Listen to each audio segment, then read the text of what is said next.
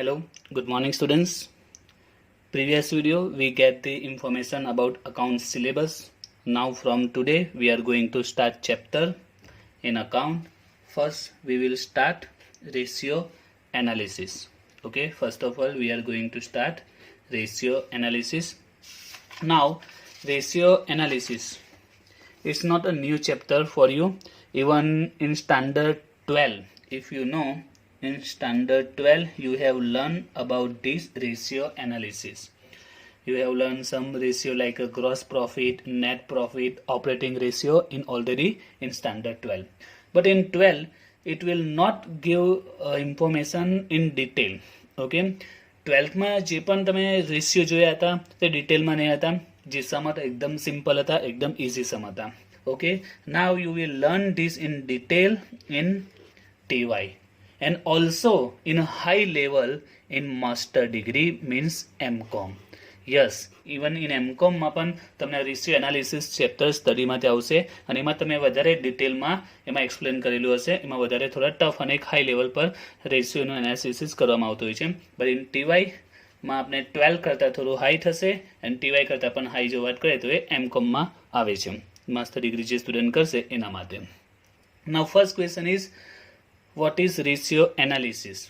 Okay, I have already told in previous video, at the end of the company, when company prepare final account, what will company prepare? Company will prepare a balance sheet, a profit loss statement, okay, and also company prepare fund flow, cash flow statement, and with that company find out ratio and analysis it. Company ratio find out करे છે. Okay, there are many ratio company find out like a gross profit, net profit, then current ratio, liquid ratio, debtors, creditors ratio, whatever. તો એવા ઘણા ratio company find out કરે એનું analysis કરે છે. Now first question, why this ratio is important? Yes, it is important. Suppose we are talking about gross profit ratio. Suppose company gross profit ratio in 2019 is 30%. Okay, in 2019 30%. Now how it is useful for a company? Company can compare it with its previous year ratio. Suppose in previous year company gross profit ratio is 35% and now 30% means previous year 2018 માં gross profit નો ratio 35 હતો. Now in current year it 30% થઈ ગયો છે. It means there is a 5% decrease in gross profit ratio. Okay, તો કંપનીના reason find out કરશે કે કયા રીઝન છે કે જેથી આ ડાઉન થયો છે. Also company compare it with other company. Other company સાથે પણ કમ્પેર કરી શકે જે સેમ ફિલ્ડમાં હોય. સપોઝ અધર કંપનીમાં રેશિયો 40-50% હોય તો એના પરથી કંપનીને ખ્યાલ આવશે. In short company come to know the is actual financial situation. Okay, એનાથી કંપનીને પોતાની ફાઇનાન્શિયલ સિચ્યુએશન કેવી છે એનો કન્સેપ્ટ ક્લિયર થશે, એનો આઈડિયા આવશે અને એ પ્રકારે ઇન ફ્યુચરમાં એક્શન લેશે. In that way this ratio analysis is important. Is also important for other parties like creditor, shareholder. Even creditor, shareholder wants to know this ratio. Okay, creditor છે, shareholder છે, even workers means like not worker but employee. Even a government sometime government also interested in the company ratio because there are many workers, employee work in company. જો company down થતી હશે તો એની effect શું થશે? તો જે ઘણા workers છે બેરોજગાર થશે, એની ઇફેક્ટ અર્થતંત્ર પર પડી શકે છે જો એ મોટા લેવલ પર કંપની હોય છે તે. એટલે sometimes government also interested in ratio analysis. So in this way ratio analysis is important. In this chapter we learn many ratio.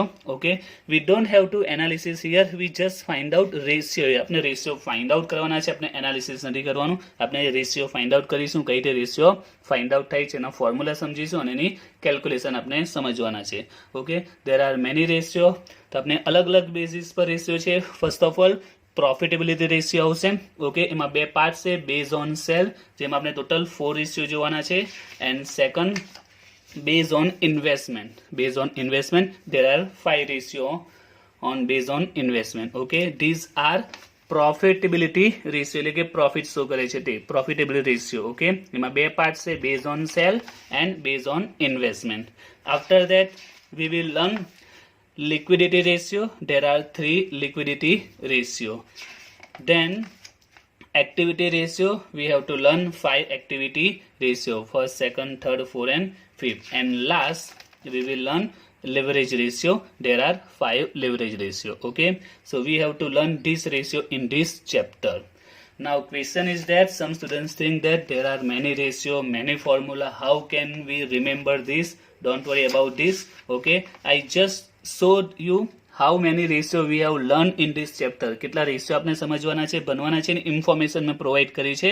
Okay, એનાથી ગભરાવાની જરૂર નથી.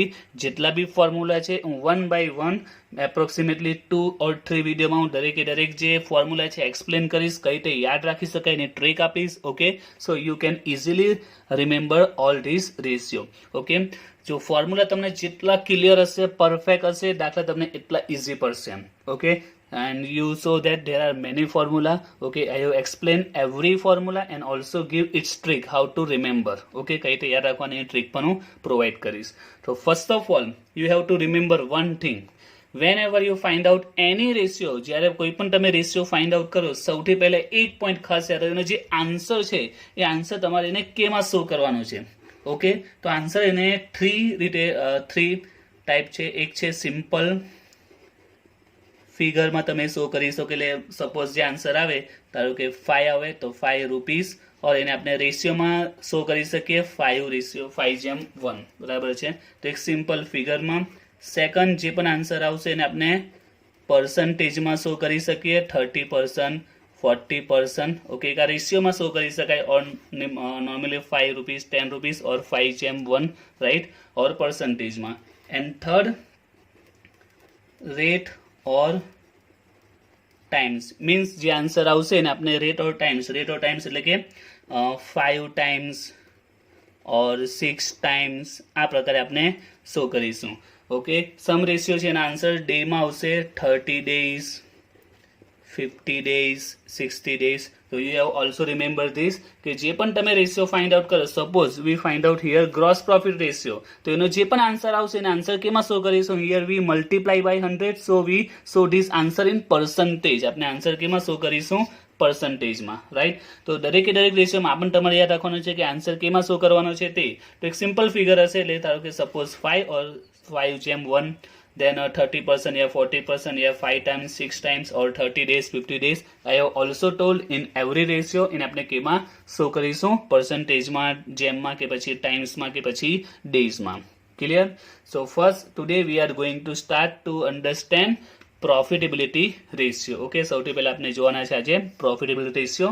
હવે પ્રોફિટેબિલિટી રેશિયો છે બે પાર્ટ્સમાં ડિવાઈડ છે. Remember, first base on sale, એમાં આપણે ટોટલ 4 રેશિયો જોવાના છે. And second one is base on investment. Okay, એમાં ટોટલ 5 ફોર્મ્યુલા આપણે જોઈશું. Okay, so first we are going to understand, remember, profitability ratio base on sale. જે cell base પર જે 4 રેશિયો છે, સૌથી પહેલા એને હું એક્સપ્લેન કરું છું કઈ રીતે યાદ રાખવાના તે. Okay,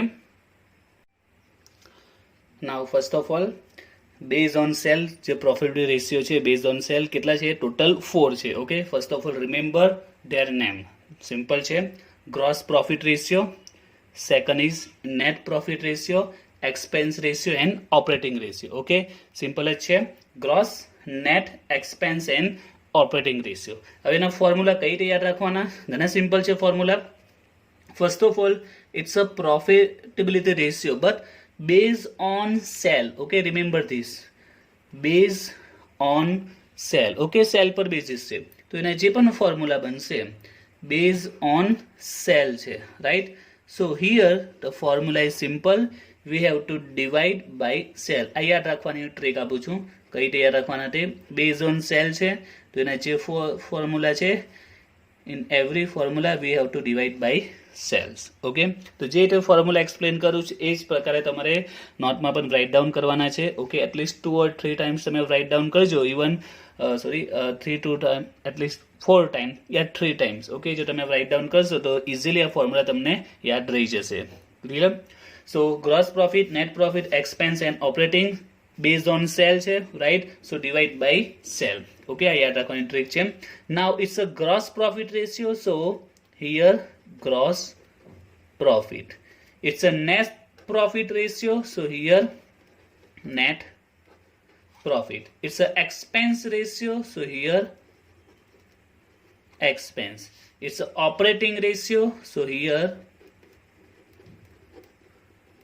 operating expense. Clear? Now multiply by 100. So the formula is completed, almost completed, not fully completed. Simple છે. તો બેઝ ઓન સેલમાં gross profit, net profit, expense and operating. Okay, પહેલા ચાર નામ તમારે યાદ રાખવાના છે. Then it's a base on sale, so divide by sale, right? Now it's a gross profit, so here gross profit, net profit to net, expense to expense, operating to operating expense. Now one by one દરેક formula આપણે Tally કરીએ. એમાં જે કંઈ changes છે. Gross profit ratio is completed here. Gross profit divided by sell into 100. Now net profit. Now there is a question. Net profit. Which net profit we have to consider here? કયો net profit આપણે consider કરવાનો છે? Okay. So remember there is a point about net profit. There are two type of net profit we have to consider in formula. બે પ્રકારના આપણે net profit યાદ રાખવાના છે. First one is after interest and tax. After interest and tax or before interest and tax. જ્યારે પણ net profit આવે તો આ રિમેમ્બર પરફેક્ટલી યાદ રાખજો કયો નેટ પ્રોફિટ આપણે કન્સિડર કરીશું. Which net profit V have two consider. It may be after interest and tax or before interest and tax. So here in the net profit ratio we consider net profit after interest and tax. In detail we learn in chapters જે આપણે સમ practice કરીશું તેમાં ડિટેલમાં આપણે સમજીશું. અત્યારે તમારે યાદ રાખવાનું છે કે નેટ પ્રોફિટ જે આગળ પણ નેક્સ્ટ બીજા પણ આપણે જે ફોર્મ્યુલા જોઈશું like profitability ratio based on sale che. After that we will learn based on investment. So here look at the net profit. Here before interest and tax, here after interest and tax, after interest and tax, net profit after interest and tax, here before. So profit will be two types in formula. First is after interest and tax and second is before interest and tax. બે પ્રકારના profit આવશે. After interest લઈશું અથવા તો before interest consider કરીશું. In a net profit ratio we consider after interest and tax. Remember this.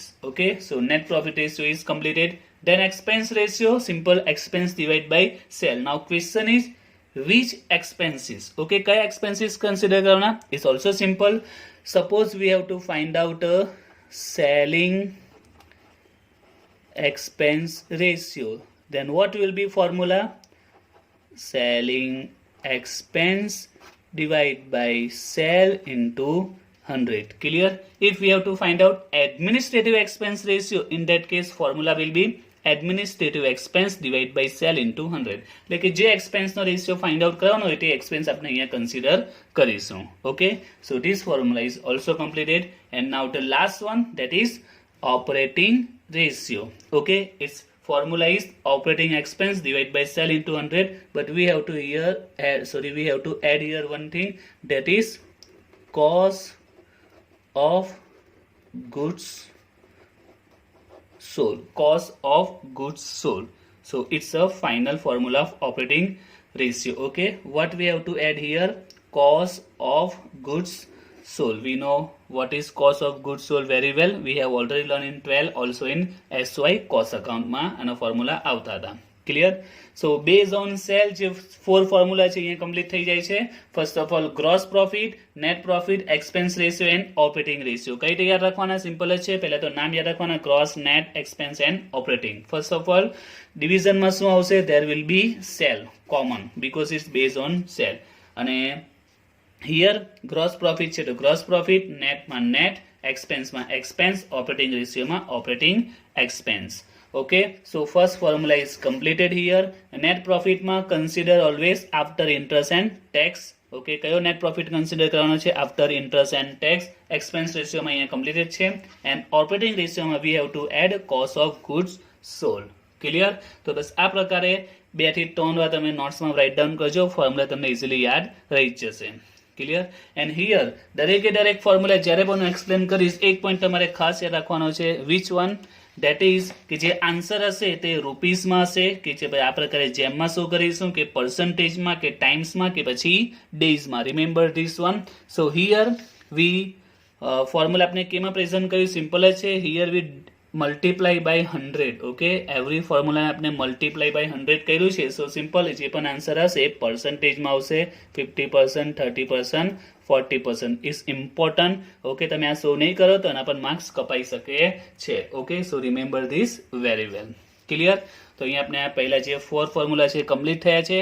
હવે આપણે આગળ બીજા ફોર્મ્યુલા વધીએ, બટ એ પહેલા before that we have to understand sum point like in operating ratio.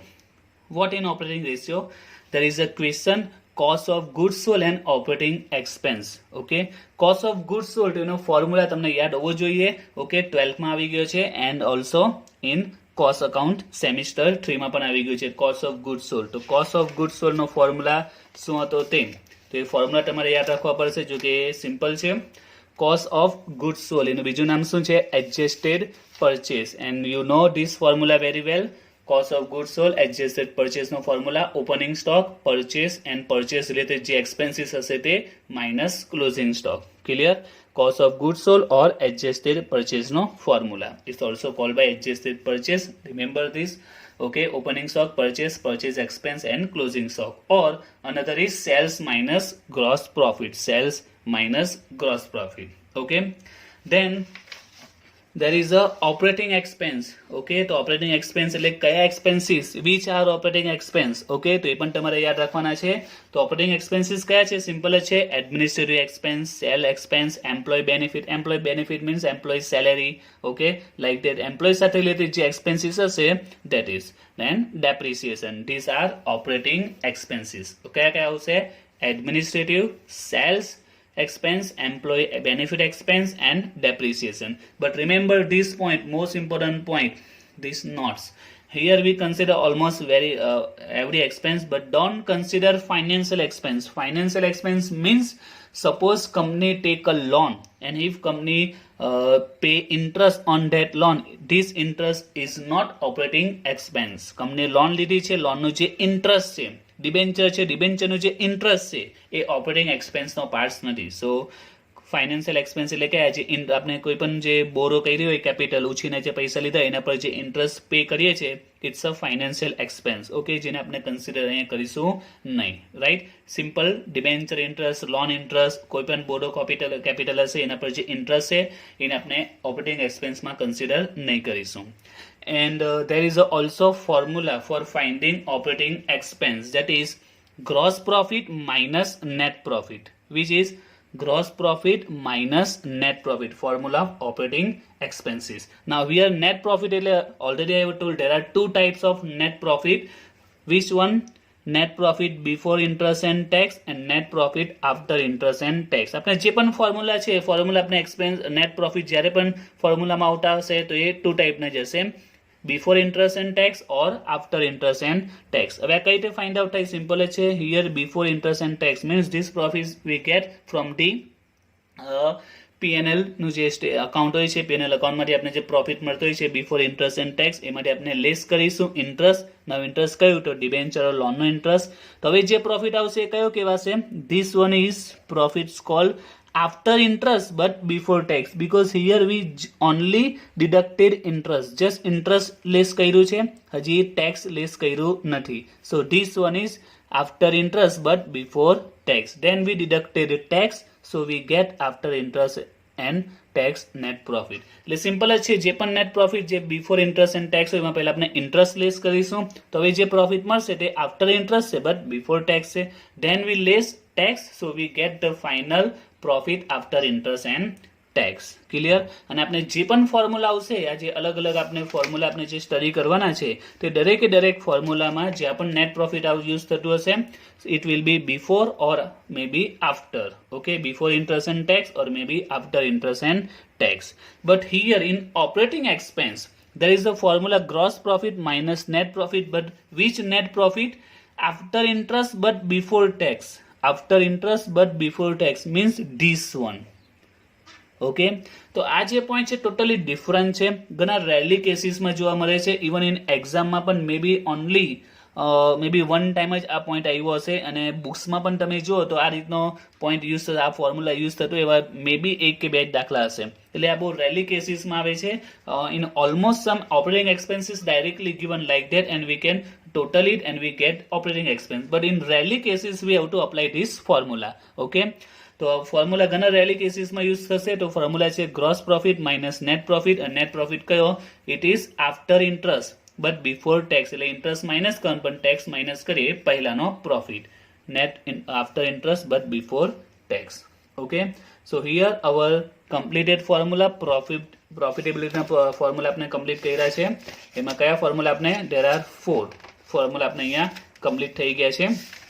That is based on cell 4 formula is completed. Other formula we will learn in next video. Okay.